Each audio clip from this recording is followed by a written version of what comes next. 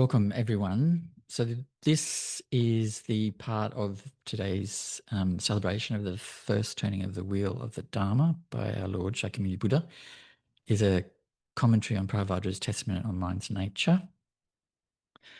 So I've got notes here, and what I'm going to do is I'm going to go through essentially each line and also bring in some pith instructions from KJ Togden Amtrend that help illuminate the mode of practice. So the first two lines of Prahevajra's Testament on Mind's Nature, it's only 4 lines, are the ground or the view. The second line is how to recognize the ground, the view.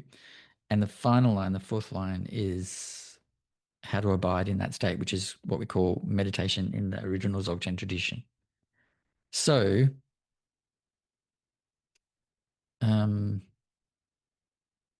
so these 4 lines, which I'll read out, move us from the primordial ground through direct realization to the effortless abiding in our natural state or in primordial non-dual awareness. They're very powerful, but there are some sort of like techniques that are required to apply as practice. So we'll go over those. So I'll just read it out here. Mind's nature is and always has been Buddha. It has neither birth nor cessation like space. When you realize the true meaning of the equal nature of all things, to remain effortlessly in that state without seeking is meditation. So I'll just repeat it again. Mind's nature is and always has been Buddha. It has neither birth nor cessation like space. When you realize the true meaning of the equal nature of all things, to remain effortlessly in that state without seeking is meditation. And I'll also read through, as we go along, those 3 pith instructions from Kapje Thukden Amtrend, which help give us an idea about how to practice this, how to apply this. So as I said, I've said before many times, and as I said just before, the words are just pointers. Ultimately, one can't understand anything without practice. You cannot understand the natural condition, primordial awareness, through study or through reading. There is absolutely no way, because it is the dualistic mind that studies. It is the dualistic mind that reads.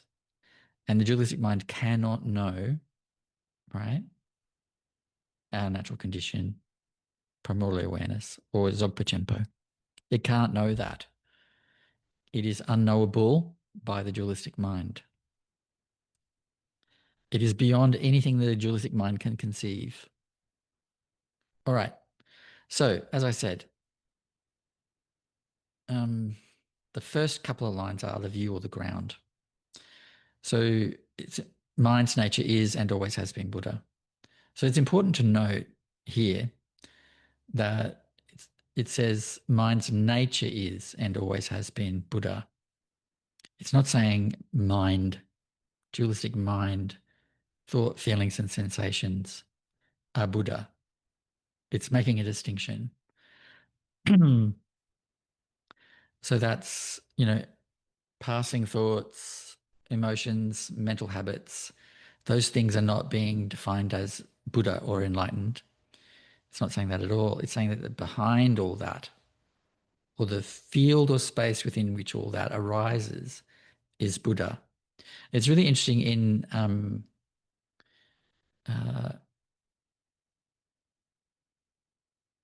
this text, the word for Buddha here is not translated from Sanskrit. So even though it's, this is created in the language of Odiyana, which is a Sanskrit-like language, and then it's been translated into Tibetan. The word here in any version, is the original Sanskrit word, Buddha. It's not translated into other words that we might use in other places for the Buddha. So, and why is that? That's because they're not talking about a person. They're talking about the awakened mind. So when they say Buddha, they're talking about the awakened mind, which is our natural condition. Okay? So mind's nature is and always has been, another way of saying this is, mind's nature is and always has been our natural condition. Primordial, timeless, non-dual awareness. I know that's a lot of words to string together, but there's no other way to get a sense of what we're talking about here. So the ordinary mind, the dualistic mind, right? It judges things, it remembers things, it anticipates things, it desires things, it fears things, it constructs interpretations of our experience, it creates stories or narratives around everything that happens, which just all of that just creates more and more distance from the natural condition. So one of the Pithy instructions, I'll bring that in here, sort of points out the contrast between what we're talking about here, the dualistic or ordinary mind and the true nature of mind or awareness, right? So awareness, our natural condition, or Buddha, or sometimes you could say Buddha nature, is not another mental experience. It's not about thinking or feeling or sensing or anything dualistic like that. It is the field or capacity within which all of that happens and is known. It's the space in which all of that happens, and it is the knowing aspect of that, knowing that. All right, so Kyabje Tokten Amtrön said in one of his fifth instructions, and this might be, remember this is Dzogchen, so it might be a little confronting if you're from a different tradition. In Dzogchen, we are not working with the mind. We are working with awareness. What the mind does is completely irrelevant and unimportant to us. So this is somewhat shocking because in almost all of the other traditions of Buddhism, so Sutrayana, Mahayana, Vajrayana, and even in what we could call Tibetan hybrid forms of Dzogchen, the concept of taming the mind is really up there as important. Okay? Working with the mind, working on the mind, transforming the mind in the language of Vajrayana, purifying the mind in the language of Sutrayana and Mahayana. This is very high up there in terms of what Buddhism is all about. But in Dzogchen, we're bypassing all of that and going straight to natural awareness, naked awareness, non-dual awareness. So this means this is quite a liberating, although somewhat shocking to anyone who's from another tradition. This is somewhat radical and very freeing. One of my teachers is very heavily committed to mind training. And I've worked with her on 2 books about mind training. So she's done teachings. They've been transcribed. I've edited those transcriptions, and those have become. I've done the work to pitch those to publishers, get them published. Right? She's very heavily committed to mind training, but that doesn't mean that I have a problem with that. Obviously, she's one of my teachers. Obviously, I wouldn't do that work if I wasn't committed to her and her teachings. But it's not a core part of Dzogchen practice. Mind training, right? So what then is the core practice? In Dzogchen, we move past any kind of dualistic effort. Mind training, though beneficial if you're on a certain path, right?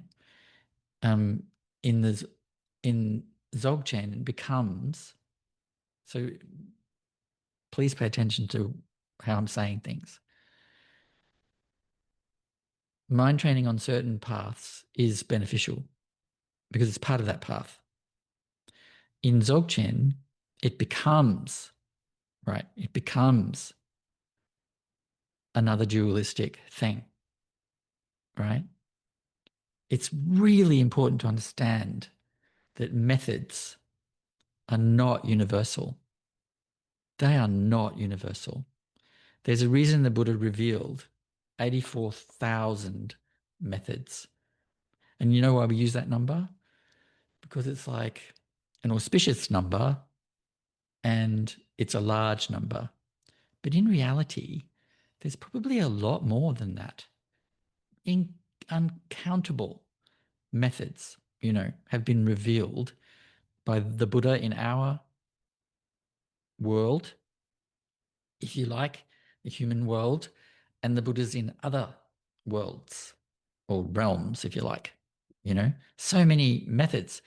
These are not universal things. They are what?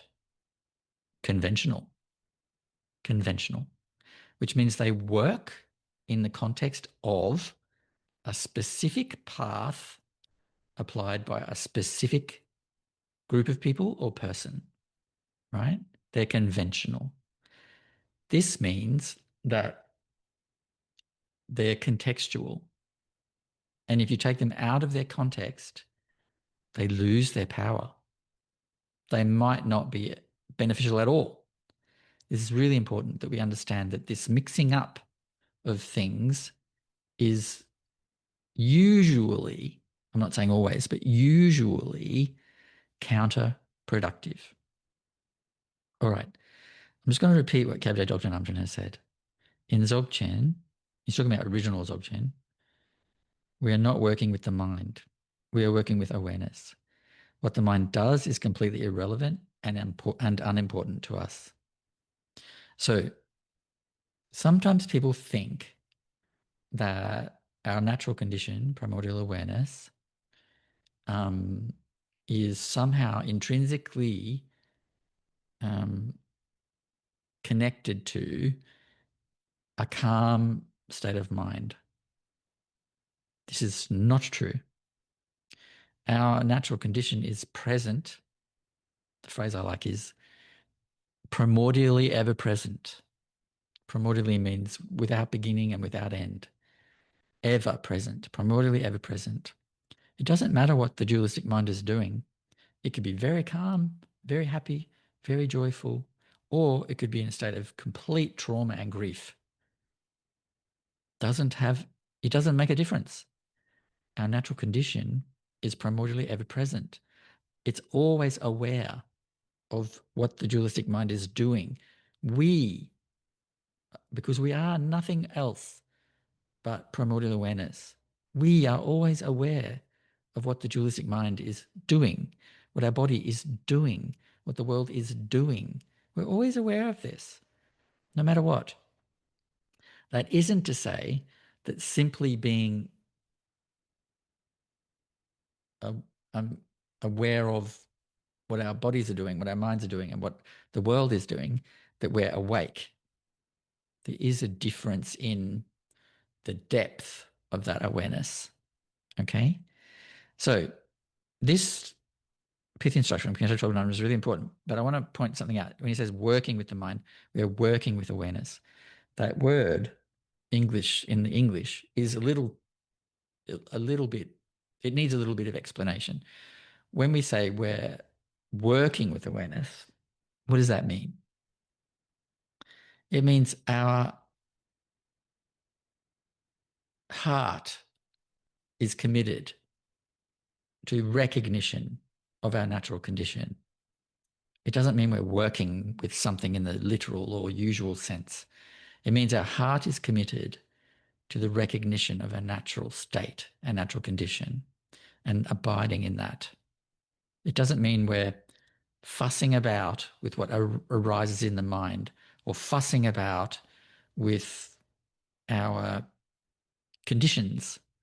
Our conditions are just our conditions. They don't need any attention from us. They will just arise, abide for a bit, and dissolve. without any interference from us at all. They have no permanent nature.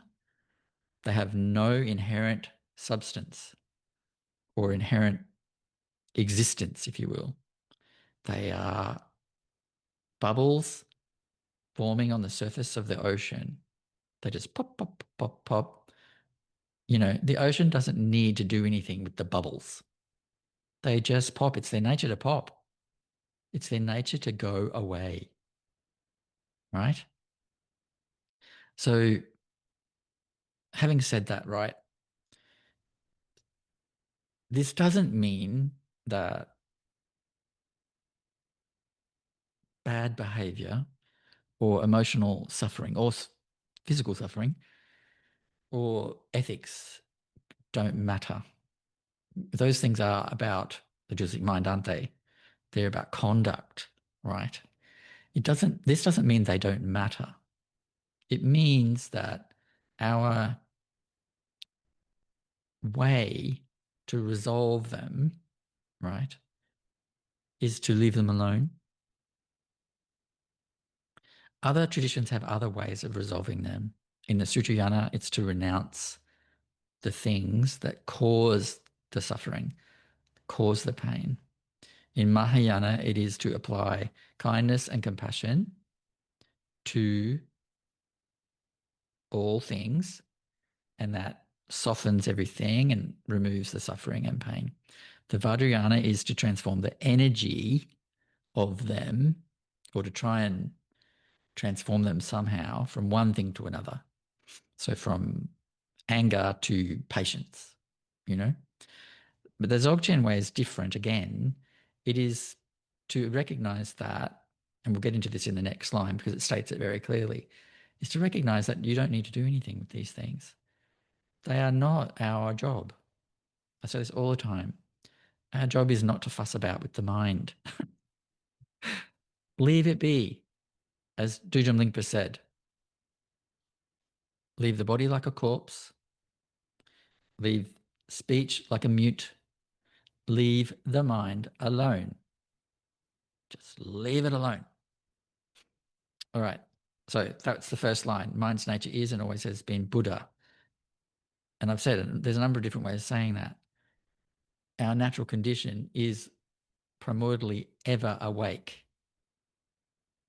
Our Buddha nature is ever present and unborn and undying. So this brings us to our next line.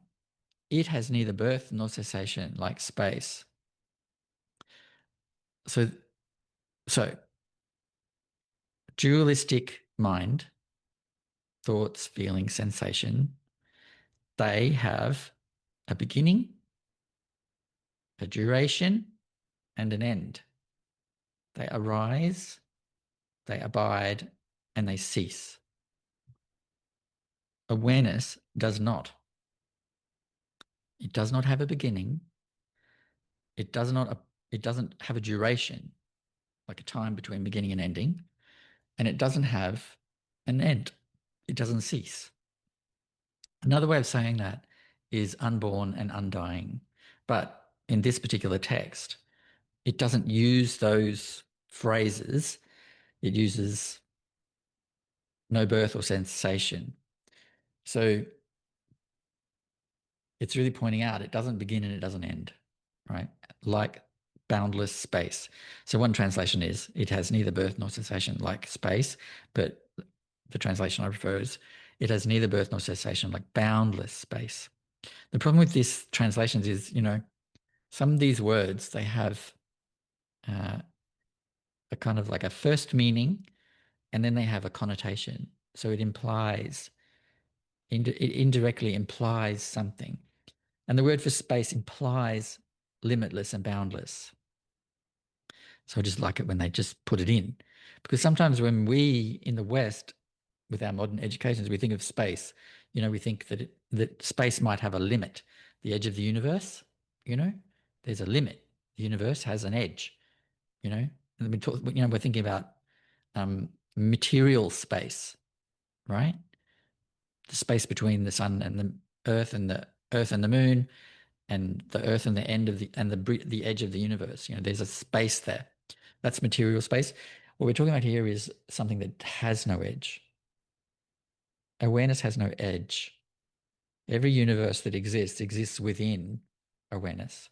It's boundless, timeless, unborn, undying. So there's the difference. The dualistic mind begins, has a duration, and it ends. Everything in samsara has a beginning and it has a cause for its beginning. It has a duration, a time that it exists, which is based on its causes or conditions. And then it has an end. That end, of course, is also about its causes and its conditions. The end is the effect of the cause.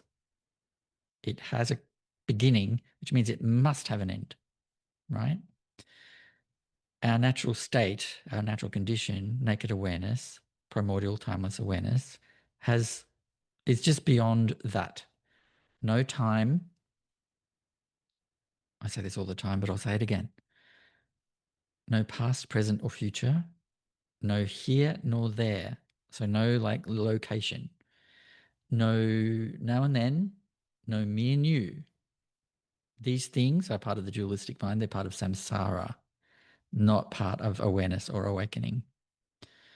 So the other thing about space in this line is it's unobstructed. Unobstructed. The dualistic mind is obstructed. Its very nature. It's obstructed.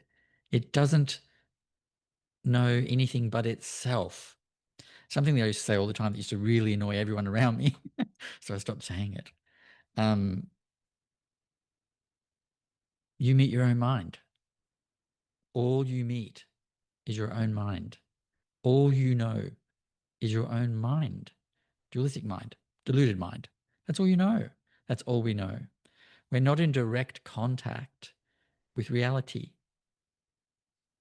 What we are, the self, the dualistic mind, is in between itself and reality. It disconnects. It is a barrier or a veil, if you like, an obscuration. The self itself means it's not connected to reality. If there's a self, reality is not there. It's delusion. So it's important to understand that the the boundaries of the deluded dualistic mind, right, are of the nature of the dualistic mind itself, empty. They're not permanent boundaries. They're not permanent limits. They have no inherent existence.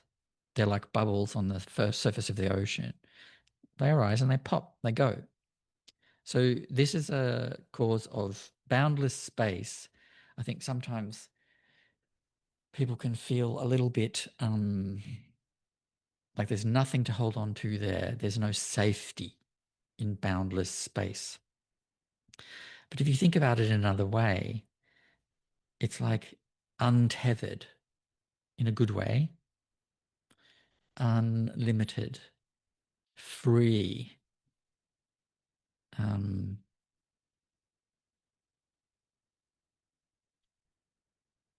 immense.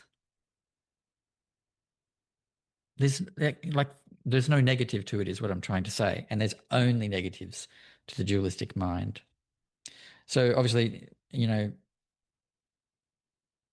Namchen's pith instruction about what the mind does is completely irrelevant and unimportant to us.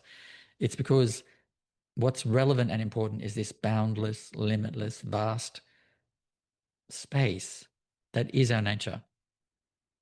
That's what's relevant and important. It's not that we don't care about the feelings of others. Of course we do. I'll get to why in a minute, but of course we do. And we don't disregard tendencies we have or tendencies others have. That's why ethics is so important. While we're practicing, right, we need to practice profound ahimsa, non-harm, right, towards ourselves and others. But the practice is relaxing and resting in our nature, not trying to purify what rises. You can't purify what rises. You can't. There's no way to do that. It doesn't need to be purified. It just dissolves by its own. There's nothing you need to do. There's no effort you need to put in. It comes, it goes. Our emphasis then is not on all of these practices to try and purify, tame, train, change the dualistic mind. We just go, that's not our job. Our job, rest, relax, abide in our natural condition. That is easier said than done, but we'll get to that. I've got in my notes here, I think I will read this out just as a kind of a interesting point. To say that awareness is unborn and unceasing does not establish an eternal soul or permanent mental substance. It's often like a mistake people make. Awareness cannot be found as an independent thing, possessing shape, location, or identity. Its unborn quality is inseparable from emptiness. Yet it is not an unconscious nothingness, because through awareness our experience is vividly present and naturally known. The image of space, therefore, indicates its openness and ungraspable nature. And ungraspable is not a negative, it's a positive. It's like to be completely free of all ties, but also unfindable with the dualistic mind. While the word Buddha in the first line indicates lucid knowing, awakening, timeless non-dual awareness itself. All right, the next line is, when you realize the true meaning of the equal nature of all things. And then it goes on to, what meditation is as a result of that. So this is about direct recognition, right? So it's not saying here that everything's the same.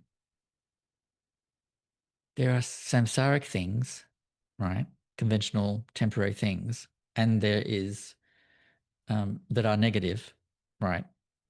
And there are samsaric things, negative, like temporary things, that are illusory things, that are neutral, of no harm at all. And apart from the fact that they're deluded. And then there are samsaric things that we experience as positive, that have some temporary benefit, like, just being happy, whereas grief is a negative, happy is a somewhat positive. But it's not saying that these things are not different from each other in their tone.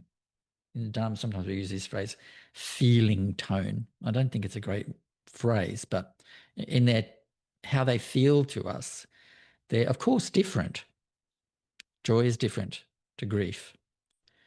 Anger is different to contentment.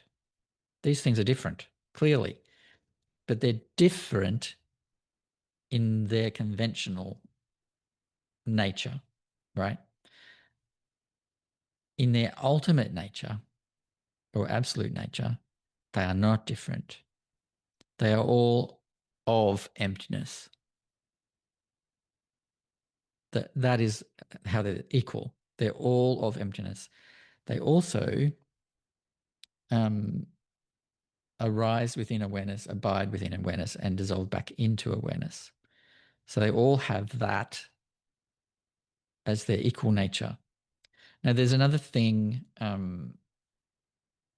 Okay, so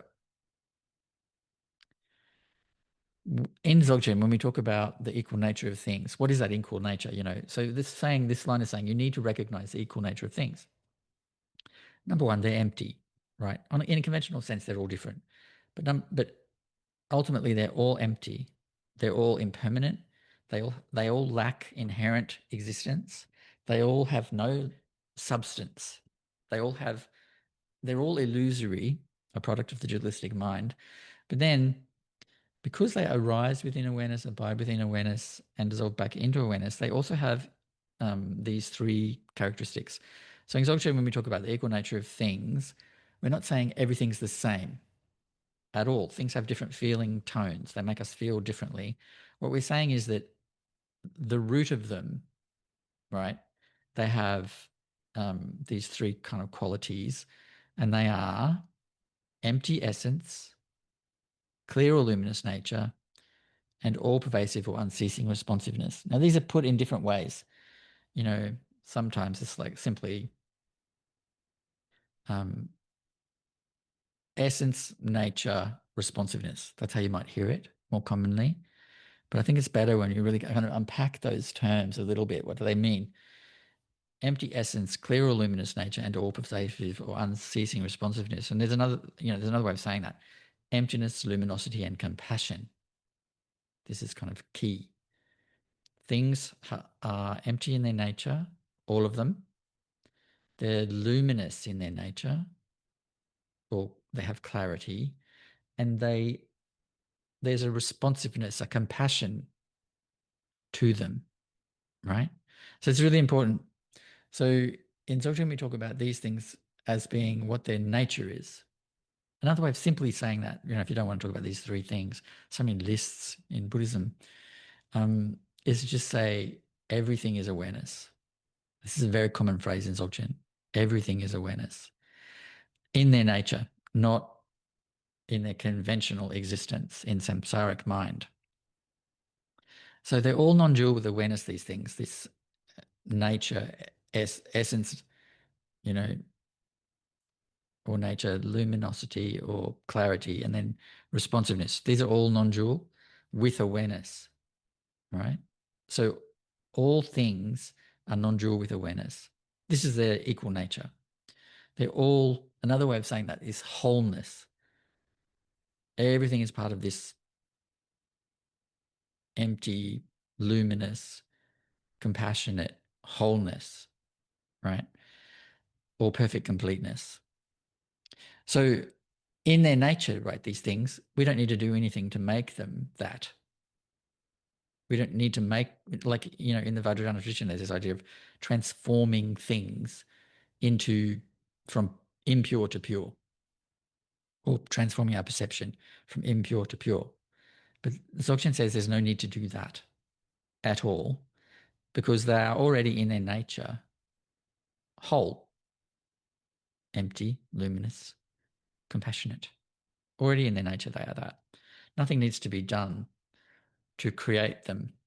And they are, to create them, to produce purity. Nothing needs to be done. So this leads me to another of Thogchen Amchen's fifth instructions. And this is a doozy. The hardest practice in all of the Dharma is to leave the mind alone and do absolutely nothing. And this will lead us into the next line of the testament. So I often say Dzogchen's easy, and that is a truth. However, leaving the mind alone is really very difficult, because our habitual tendency is to interact with our experience, interpret it, label it, develop an intention around the labels we've applied and the interpretation we've applied. And then with that intention, we act, we do stuff, all this habitual cycle. The root of the problem is our identification with these things as being ourself.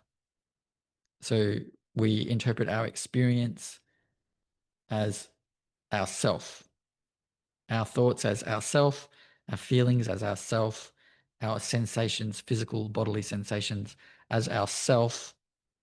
And from there, that's profound delusion. That's a deep delusion. Experience is just awareness manifesting fun stuff. So we interpret this as us, and then from there we develop either attraction or aversion to that, to ourself, to our thoughts, feelings, and sensations. Sensations is the one we really have a lot of reactions to because, there's pain. We don't like that. There's pleasure. Oh, we like that. Things that are neutral, we tend not to even notice. A neutral feeling. Most of our lives are neutral feelings, neutral sensations, and we just do not notice. But these are still dualistic. It's a delusion. This neutral stuff is delusion too. Most of the time we're just in a state of neutrality, and because it's neutral, we don't notice it, and we just think nothing's happening, but something's happening. Delusion is happening. So, to do nothing means to leave. Again, I'll quote Dujom Lingpa. Leave the body like a corpse. So rest in stillness. Be still. I'm often talking about how when we're asleep, when the dualistic mind dissolves in sleep, deep sleep, I'm not talking about dreaming, I'm talking about deep sleep. When the dualistic mind dissolves in the state of deep sleep, and isn't it a blessing? I can't believe the blessing of that. Sleep is a direct blessing from the Buddhas. It's like amazing because in that state, we see the truth of things, not dreams. Dreams are delusions. They're samsaric most of the time. Sometimes you have like a pure dream, but they're very rare. They're usually mixed. Anyway, in sleep, thought-free sleep, dream-free sleep, right? The body is completely still, so still that they call it sleep paralysis. The mind is gone, absent. There's no thought, there's no feelings, there's no emotions, and there are no sensations. Those are not happening. The body could be, like as an example, I sleep like an absolute corpse. I often say that I have a PhD in sleeping. I'm really, really good at it. And I can sleep in I literally in New Orleans once slept through a hurricane because I just wasn't interested in it. Just went to bed and just slept through the whole thing. And I've slept through, everything, like any kind of thing you can think of, I've slept through it. I can sleep on buses, trains, in cars, anywhere. I can fall asleep in a taxi in a 5-minute ride if I want to. I can fall asleep at the dentist, although they tell me not to. Anyway, in that state, there is no dualistic mind. There's just this pristine stillness, which eerily is not darkness or nothingness. It's luminous. We're not aware of that. Why? Because the dualistic mind's not there. The dualistic mind can't know it. What we call knowing, we talk about the knowing aspect of awareness, but when we're talking about knowing, we're really talking about the dualistic mind knowing something, us knowing something. It can't know that state. It cannot know that state. It's the veil that obscures that state. The self is the problem. So when we're in sleep, we're in this completely still state. No thought, no feelings, no emotions, no sensations. Have you ever gone to sleep, woken up, you've got a mosquito bite somewhere, like on your cheek or on your ear or somewhere very irritating. You did not feel it. You didn't feel it. Why? The dualistic mind is what feels. So it didn't feel it. Things can happen. My cat jumps on me, walks all over me. Jamyang says he comes in to remove the cat sometimes because it's literally sitting on top of me and yowling to try and wake me up. But, I have a PhD in sleep. I will not wake up. So I don't hear it. I don't feel it on my body. I don't feel it jumping on me, most of the time. Sometimes it's very effective and it does wake me up, that little rat. But mostly you don't feel it. You don't feel the cat jumping on you. You don't feel, the temperature even. Sometimes you might wake up if it's really cold, but that's usually because you're already going into that cycle of shifting out of deep sleep because it's moving towards dawn. So this thing is very interesting that we have this great blessing every day of experiencing our natural condition. in sleep, but we're not aware of it. We are not aware of it at all. Anyway, so what's my point about all that? So it's to differentiate the dualistic mind from our natural condition. The dualistic mind is not natural. Thoughts, feelings, emotions, they're all produced by this core thing, our self-identification with the things we experience, the things we think, the emotions we have, the sensations in our body we have. We self-identify with all that stuff. And that creates this habitual cycle of cause and effect that is just misery. Now, and that's exactly why leaving the mind alone is hard, because we're not in our natural state. We are self-identified with the self, the person, and the person reacts to everything. So the minute a thought rises, we're aware of it, and then we start thinking about the thought itself. Like, anyone who's done any meditation is well aware of this thing that happens where any kind of like meditation in other traditions, you go, oh, I'm thinking, oh no, now my toe's itchy. Oh, my knee's sore. There's this constant commentary, thinking about the meditation. It's just all very annoying at first. Then, of course, that all settles down because the dualistic mind is like a child. It gets bored very easily and it wants to quit, And so it does and eventually quit. Anyway, so how do we do nothing? Like, how do we actually do that? So the fourth line, which brings us to the fourth line, to remain effortlessly in that state without seeking is meditation, right?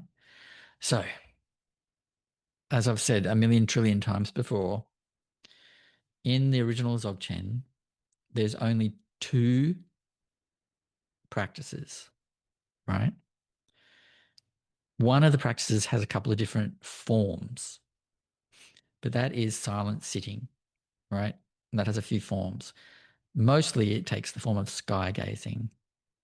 So, and you see in what we could call Tibetan hybrid Dzogchen, where they bring into sky gazing concepts about outer, inner space, third space, all this stuff, and also like, conceptualize that the sky is Samantabhadra, or there's all these narratives, all these stories that you can add, or they do this thing in Rushen, which is like a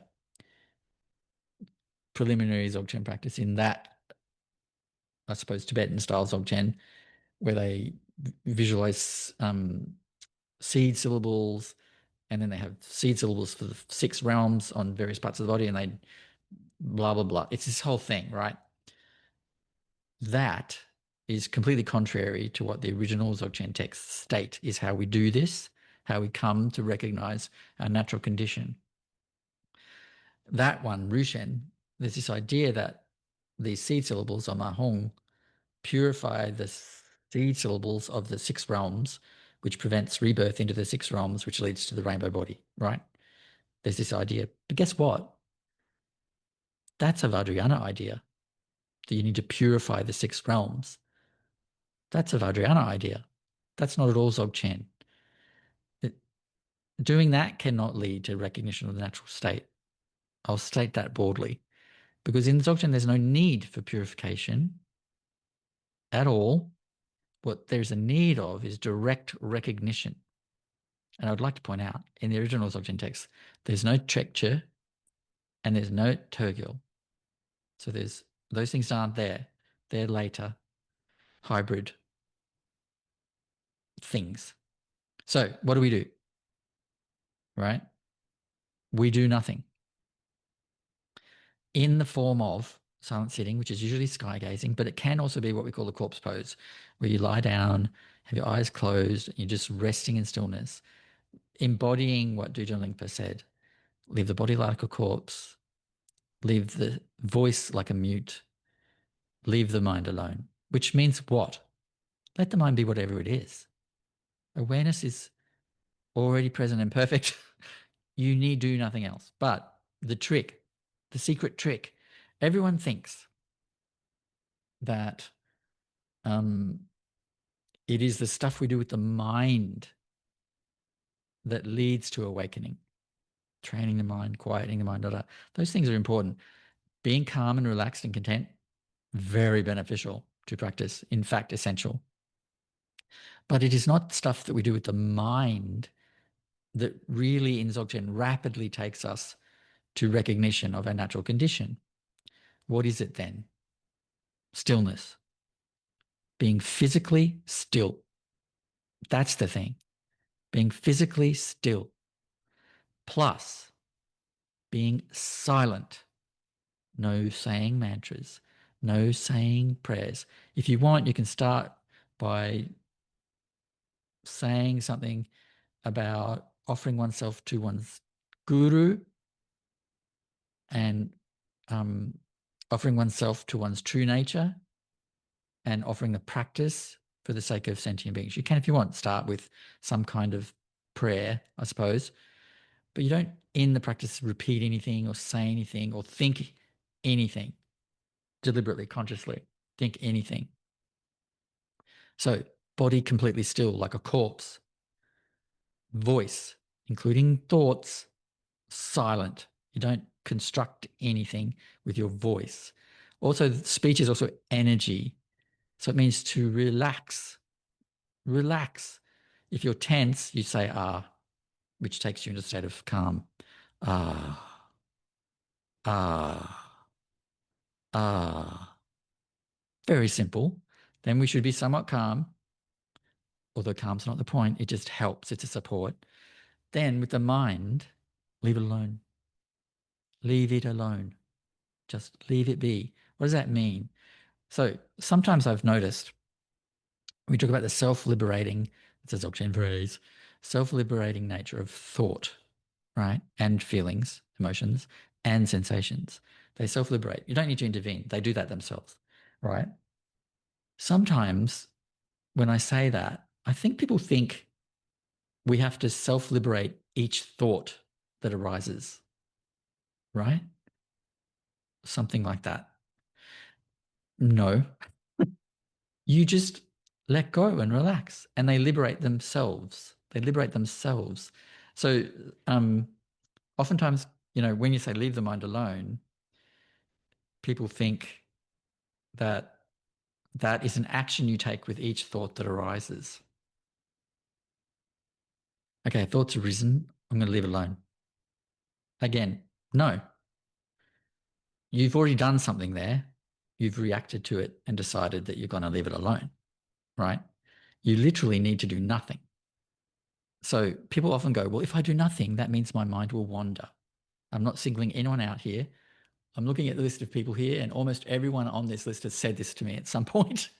If I do nothing, my mind will just race. It'll just wander. Yeah, it will. The instruction is leave the mind alone, not leave that first thought that arises alone. And then the next one that comes, leave that one alone. It's leave it all alone. It will wander. It will race. That's what it does. That's its nature. Its empty, impermanent nature is to be an absolute mess, right?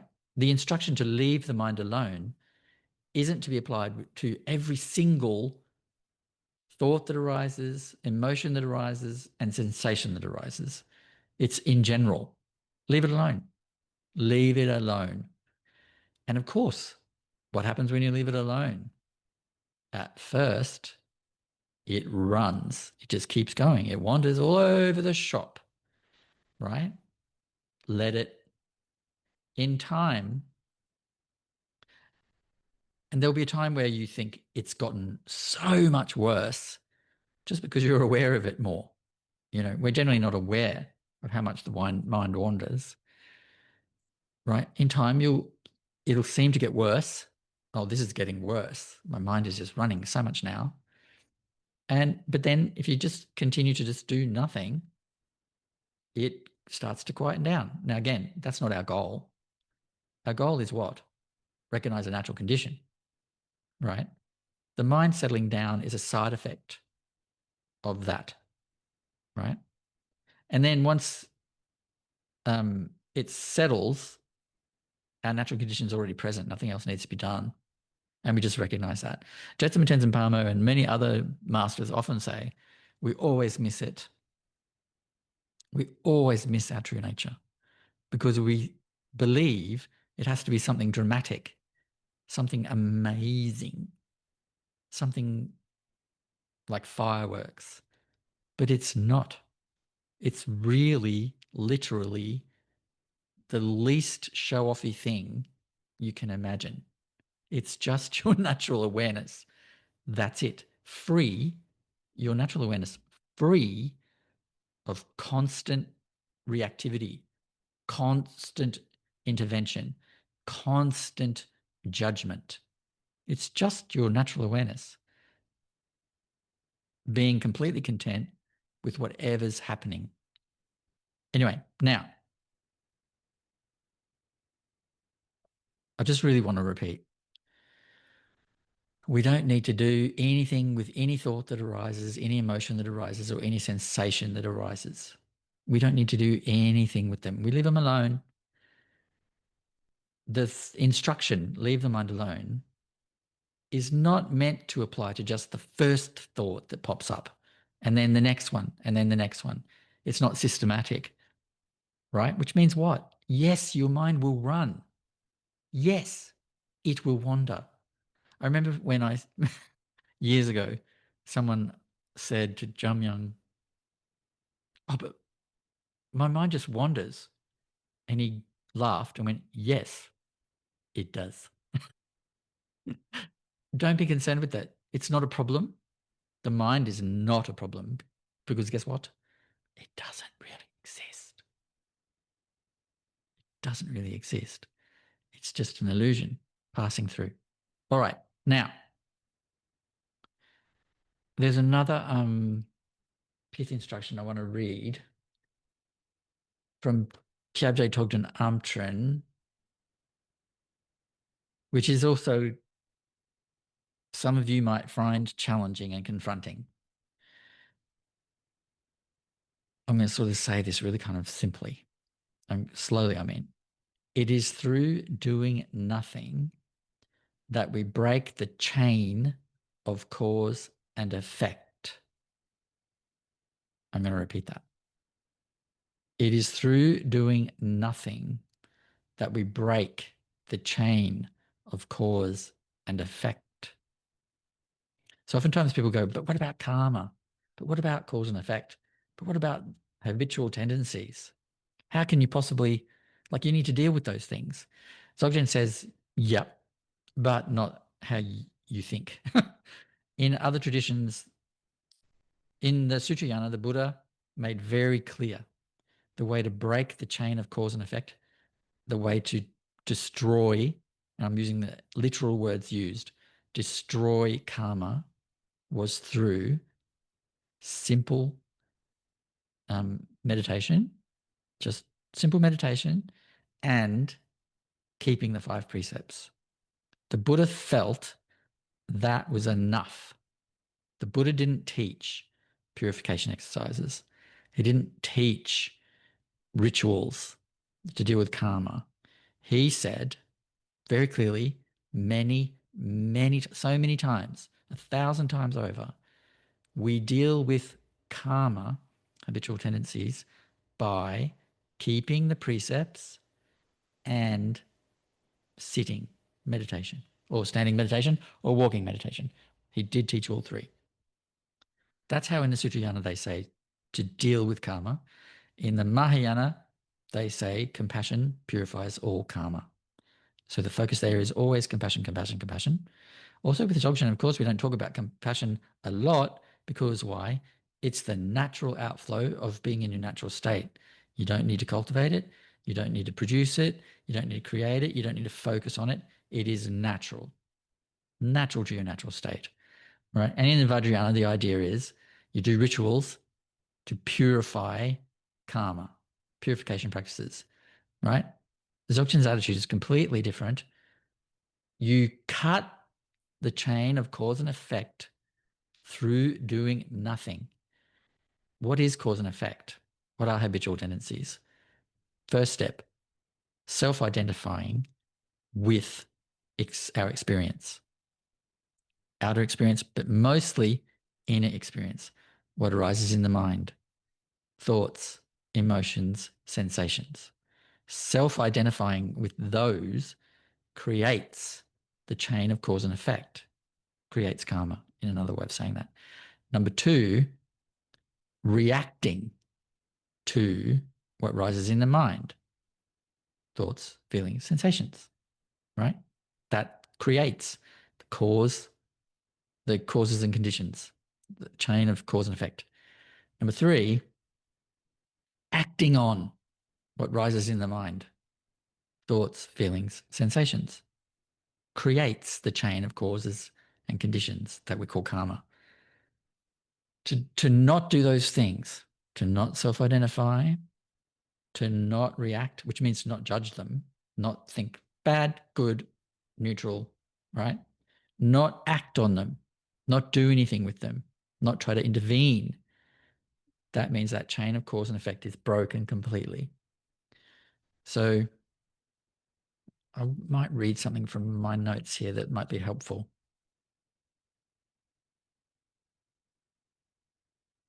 Okay.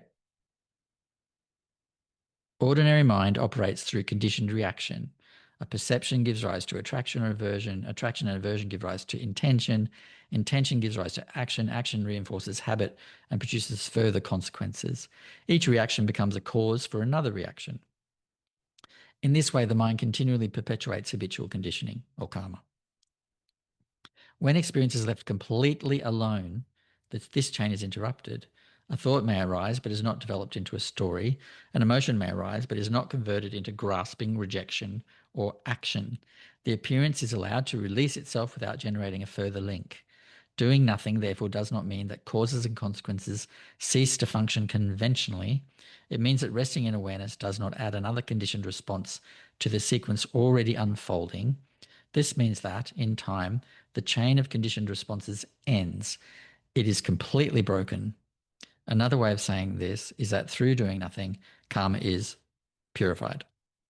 But it's not through a purification practice or saying mantras or anything like that, or making offerings or anything like that. Doing nothing deals with the chain of cause and effect. Does this make sense? I'm hoping it makes sense. Which is why they say this path is effortless.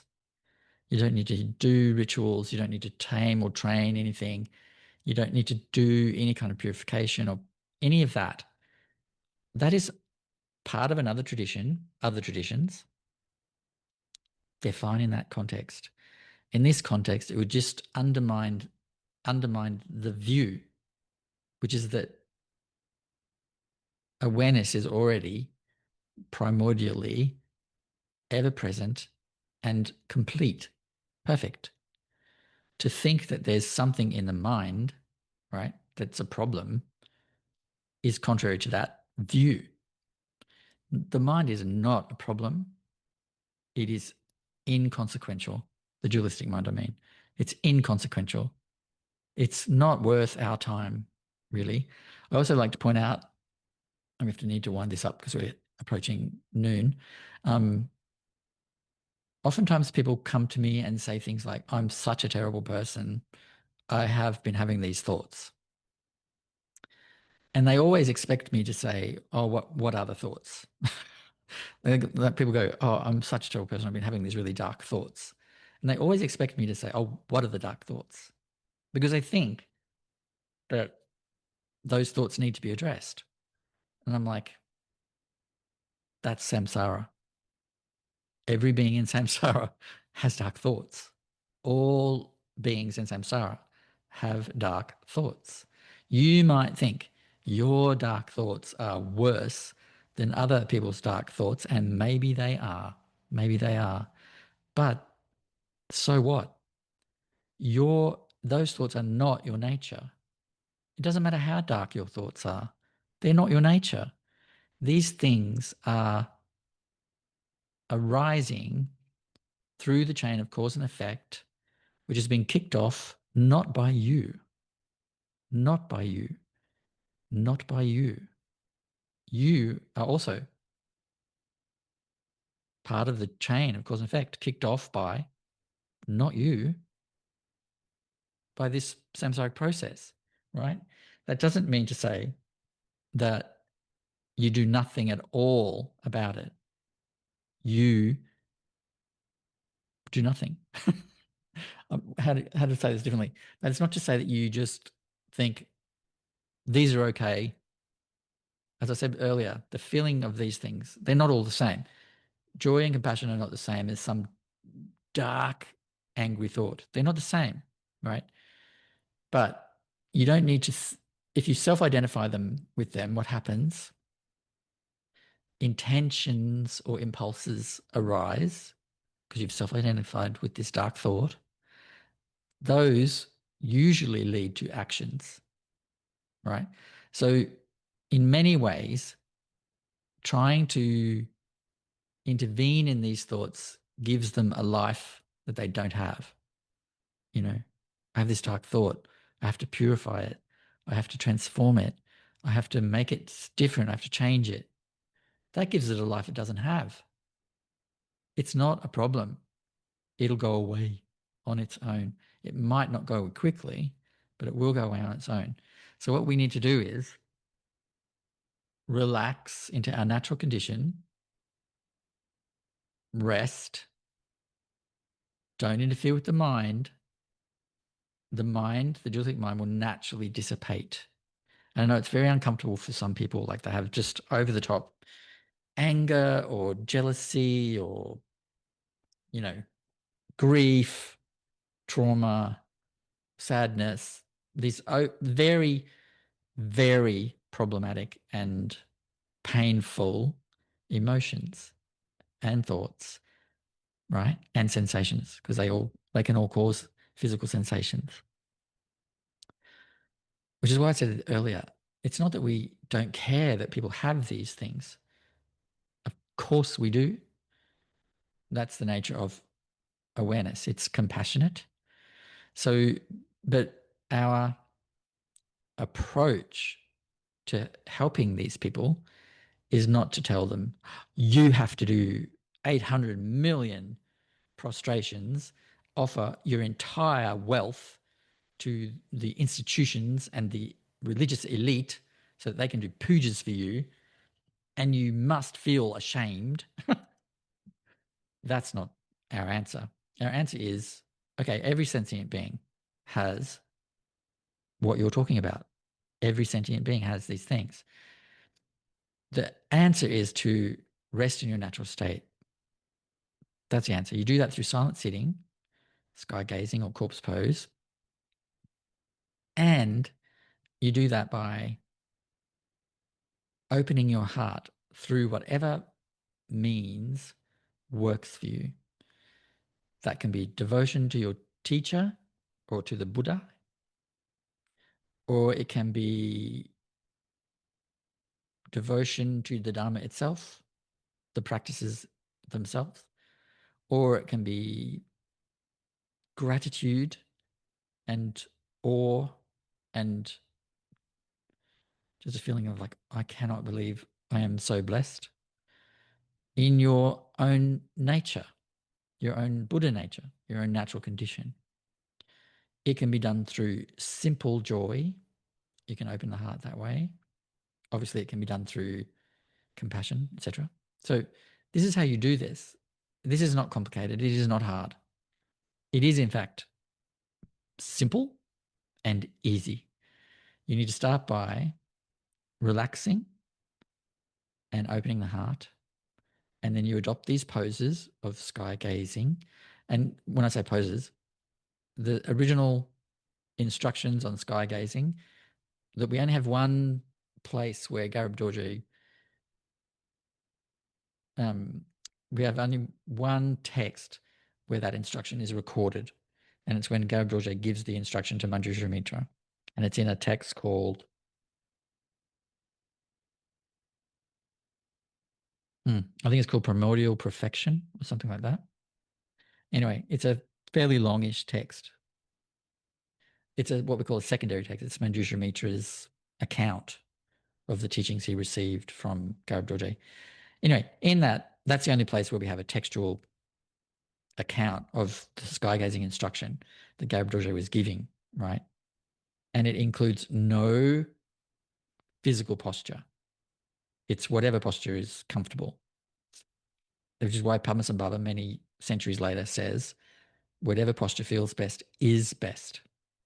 There's no instruction about you must sit this way. You must have your knees pressed up against your chest. You must have your arms around your knees. You must have your eyes up. You must have them wide open. You must not blink. There's none of that. That all comes later as things start to become diluted and mixed up with the yogas of Vajrayana, right? But in the original instruction, whatever position feels best is best. And you're not holding your eyes like really open or anything. You're just looking. It's just simple looking, the way that you would look out the window when a bird flies past. It's just simple looking. That's it. You're not thinking anything. You're not contriving anything. You're not telling a story about what you're doing. You're just sitting or lying still, just looking. You're allowed to blink. Otherwise, you're not allowed to move. Even if your nose is just itching you insanely, don't scratch it. Just stay still. I mean, honestly, if you need to scratch it, but it's better to not. Just stay still and let the mind just do what it does. And what will it do? It will wander. Just keep looking at the sky. Just keep looking, right? That's it.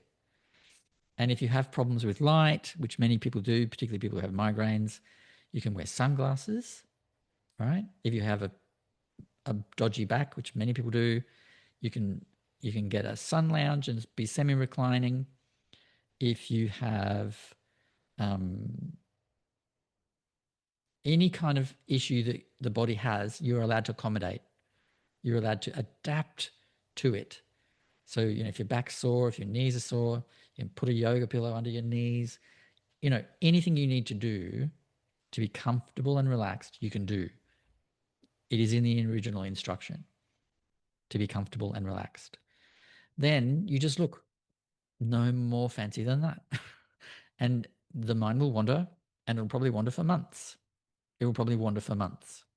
But if every day you go out, you get in the same place, this is important. And also at the same time, also very good. Same place, same time, you get in your little sun lounge out in the yard or on your veranda or on your balcony, and you just look at the sky. A slightly upward gaze is normal, but also just directly out is fine too. Looking down is considered to be not great because it can make you feel sleepy. Same time every day, 20 minutes minimum. Still, be still. And guess what? In time, the mind just gets so bored, the dualistic mind, that it just gives up and goes elsewhere. It dissolves. And then nothing else needs to happen. Your natural conditions are already ever present, and it will just blaze forth. And we use that phrase, blaze forth, because it has a luminous quality. It has a luminous quality to it. So that's it. That's the Pitha instruction, the testament, Prahevajra's testament on mind's nature. So it's important, that last line, about the effortless lack of seeking. It's really important. To remain effortlessly in that state without seeking is meditation. What state? The state of non-action. Understanding you don't need to do anything for your nature to shine through, for the chain of cause and effect to be broken, right? To do things perpetuates that. So you just leave everything alone. The hardest instruction, right, is leave the mind alone. Because people think, surely not. Surely I can't allow it to just wander forever. Yeah, you can, because it won't be forever. That's a delusion. The idea that it will wander forever is a delusion. Nothing's forever. It will, in time, dissolve by itself without effort. The trick here is not playing with the mind. We're not working with the mind. The trick here is to stay still. Still, relaxed, non-intervening. Just letting everything be as it is. Because why? There's no problem with the mind. It has no power. It just wanders. It's just a silly thing that just keeps doing its silly thing. And it will dissolve by itself if you sit still, stay silent, and just gently look at the sky. Boundless space, right? This is all. It's very easy. Now, if you do not have aversion to Guru Yoga, I'm going to talk about this for a maximum of a couple of minutes because I don't want to go over time. If you have an aversion to Guru Yoga, fine. Use joy as a way to relax and open your heart. Okay? Just use joy. That's the way. Jetsunma Tenzin Palmo said to me once, or asked me once, what do we do with people who are just suspicious of gurus, are suspicious of teachers for good reason? She once said to me, there's so many instances of abusive gurus, you've got no idea. And I said, please don't tell me. I already know enough. I don't want to know all the others. Just please don't tell me. And she said, well, what do we do? What can we do? How can we get people to practice when there's that? And I said, joy.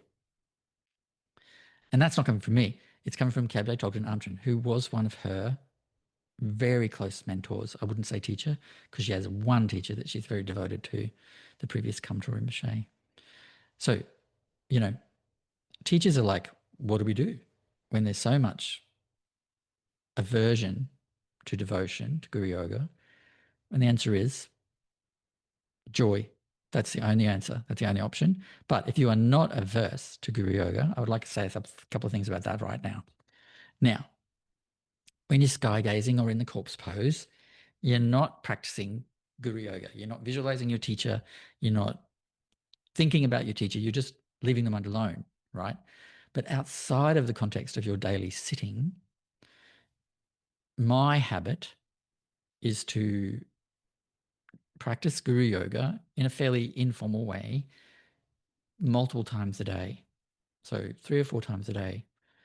And these sessions are not necessarily long.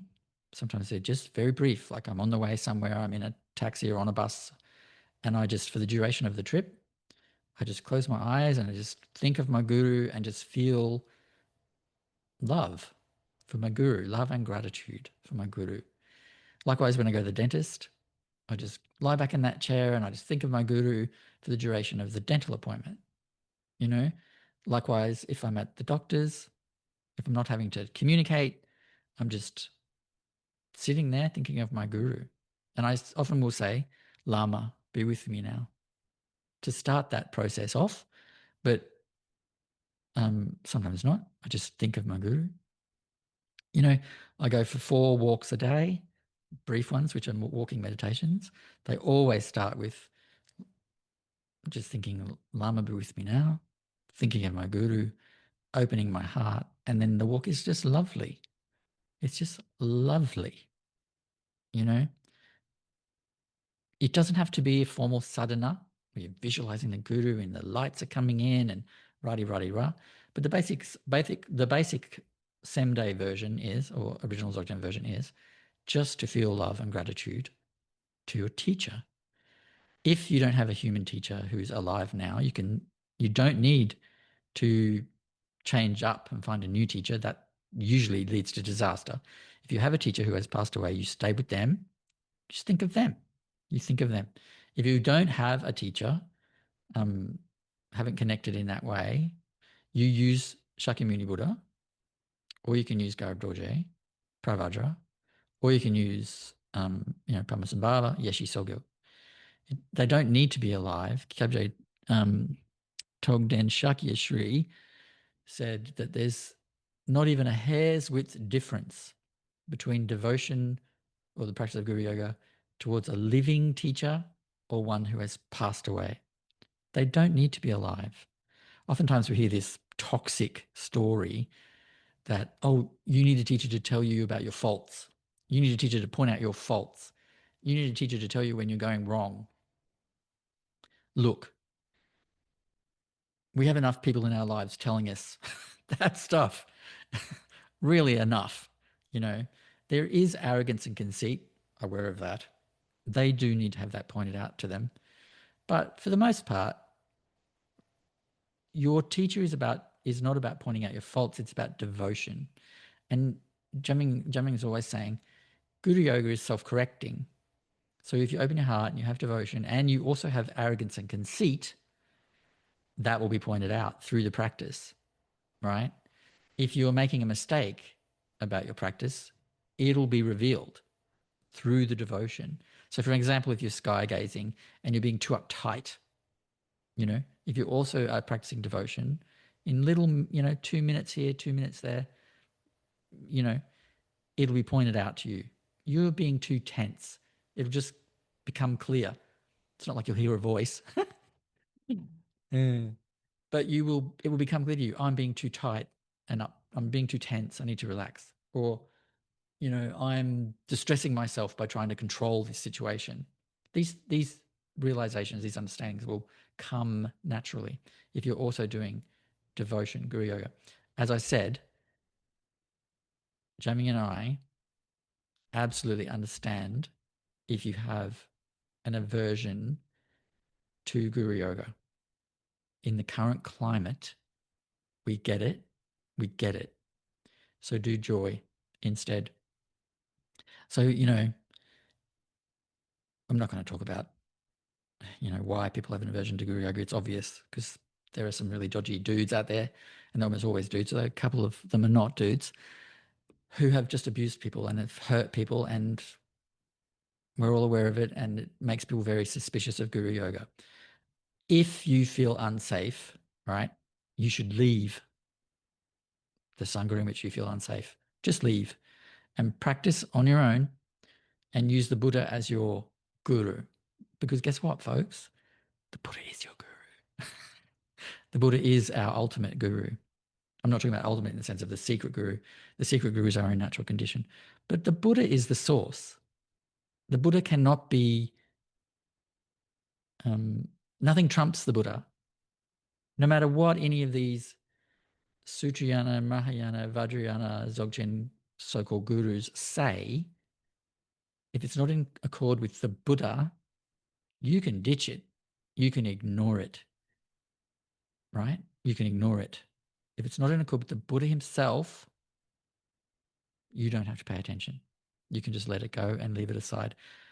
One of my other teachers, Nakpa Kamalunda Rinpoche, always used to say,